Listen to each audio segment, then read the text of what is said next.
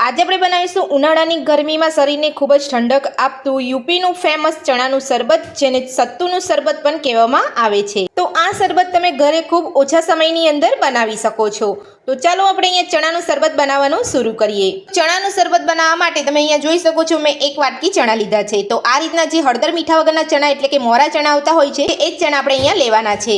તો મેં અહીંયા એક વાટકી મોરા ચણા લીધા છે। તો મોરા ચણાની અંદરથી આ છોડા કાઢી અને આપણે બધું સરસ પીસી લેવાનું છે। તો મેં પહેલેથી જ અહીંયા ચણાનો પાવડર કરીને રાખેલો છે, હું તમને અહીંયા બતાવી દઉં છું। તો તમે જોઈ શકો છો આપણે અહીંયા ચણાનો મિક્સર જારની અંદર પાવડર કરીને રાખેલો છે।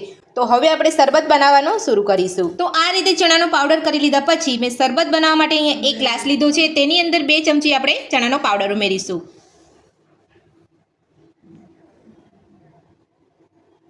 તો ગ્લાસની અંદર ચણાનો પાવડર ઉમેરી લીધા પછી 2 થી 3 ચપટી જેટલો આપણે અહીંયા શેકેલા જીરાનો પાવડર ઉમેરીશું। સાથે જ આપણે અહીંયા 2 થી 3 ચપટી જેટલો સંચર પાવડર ઉમેરીશું।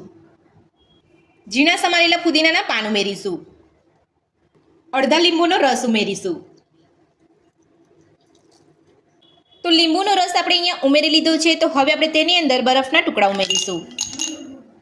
સાથે જ આપણે પાણી ઉમેરીશું।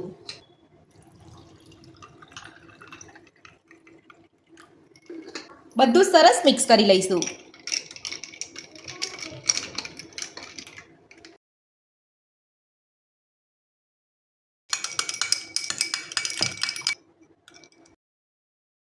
તો પાણી ઉમેરીને આપણે બધું જ સરસ મિક્સ કરી લીધું છે અને ચણાનું શરબત આપણું અહીંયા બનીને તૈયાર છે।